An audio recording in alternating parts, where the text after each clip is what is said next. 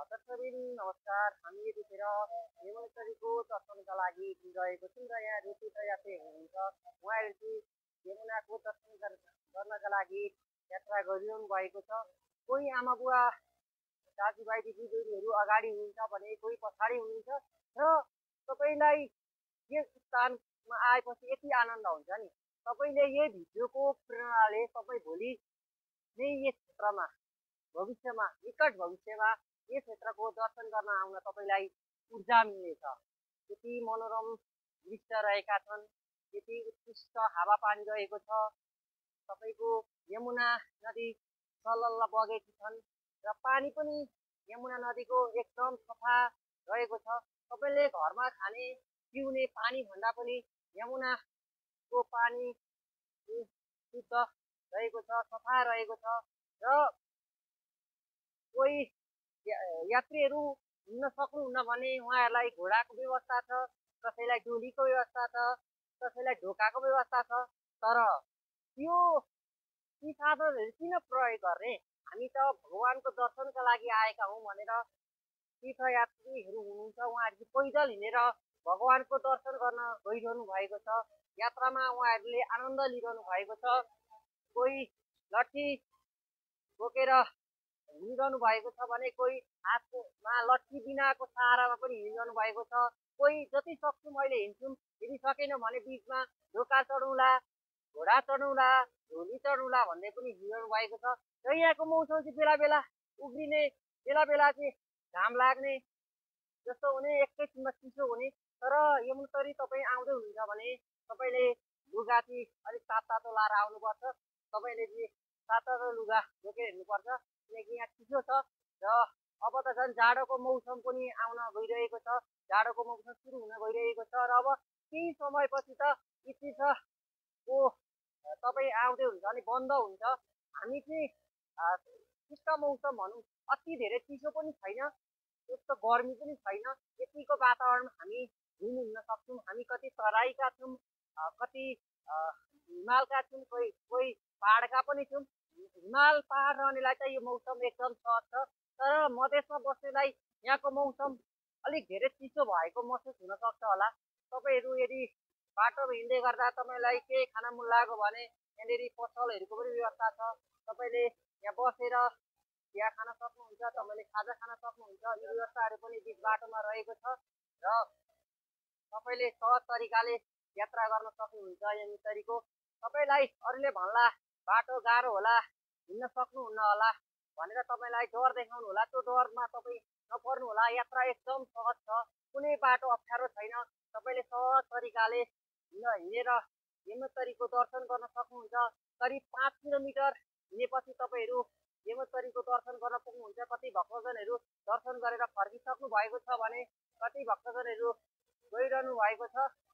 र तपाईँहरूलाई हामी अहिले यो यमुनेश्वरीको अहिलेको पछिल्लो अवस्था देखाइरहेको छु र यो चाहिँ आनन्दमय दृश्य रहेको छ यमुनेश्वरीको।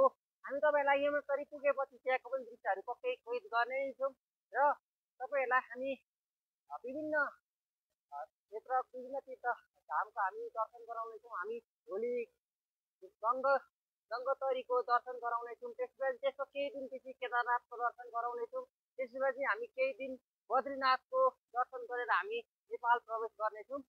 र 4 धाममध्ये बद्रीनाथ हामीले एकपल्टको हामी तीर्थयात्रा गर्नेछौँ। र यो उत्तराखण्डमा रहेका 4 धाममध्ये हामी योचोटि यमुनेश्वरी, गङ्गोत्री, केदारनाथ र बद्रीनाथको दर्शन गर्न निक्लेका छौँ। हामीले यसअघि वृन्दावन, अयोध्या, त्यसै गरी जनकपुर धाम, त्यसै गरी यहाँ देख्न सक्ने ठुल्ठुला पर्वतहरू छन्। यहाँ चाहिँ विभिन्न समयमा पहिरो आएर धेरैको ज्यानधनको पनि क्षति भएको थियो। हामी आउने सडकमा गत केही महिना अगाडि मात्रै पहिरो खसेर नेपालीले पनि ज्यान गुमाउनु परेको थियो। धेरै घरहरू भाँचिएका छन्। अहिले मलाई गाडीका ड्राइभरले भन्नुहुन्थ्यो यी घर त माथि डाँडामा थिए, तर अहिले सबै घर तल आएछन्, कति घर त बगाएर लगेछ भन्दै हुनुहुन्थ्यो। र भगवान् कहिले पनि सहज ठाउँमा बस्नुहुन्न। भगवान्को जहिले पनि उहाँ चाहिँ अप्ठ्यारो ठाउँमा बस्नुहुन्छ। आज भगवान अप्ठ्यारो ठाउँमा बसेकै कारणले गर्दा यस स्थानको विकास भएको छ।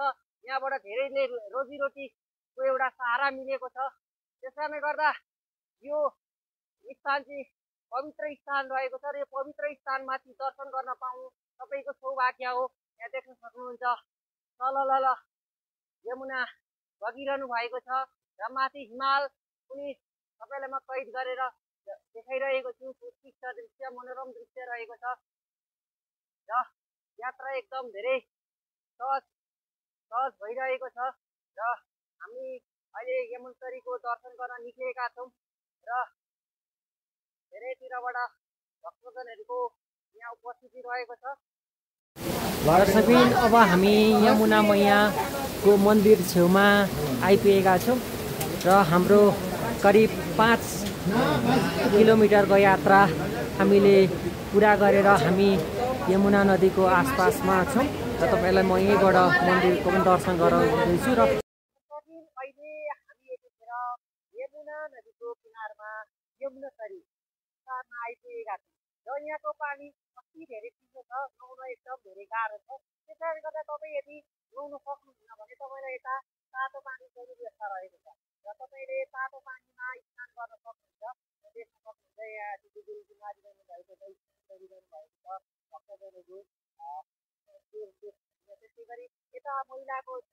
त्यस म पुरुष भएको कारणले गर्दा मैले यता महिलातिरको प्रयोग गर्न सकिनँ। सेवा साथी या पुरुष साथीहरू चाहिँ स्नान गरिरहनु भएको अवस्था छ। र अब दर्शकबिन हामी यतिखेर यमुनोत्तरी आइपुगेका छौँ र हामी तपाईँलाई अहिले यमुना देवीको मन्दिरको दर्शन गरिरहेका छौँ। धार्मिक हिसाबले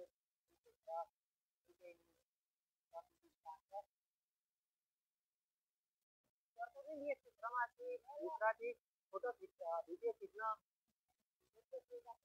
पाइँदैन। त्यस कारणले गर्दा म तपाईँलाई बाहिरैबाट भगवानको दर्शन गराउनेछु। यमुना नदीको आसपासमा रहेको यमुना नदीको दर्शन गराउनेछु।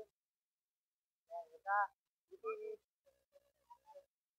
आनन्दमय दृश्य रहेको छ यमुना देवीको।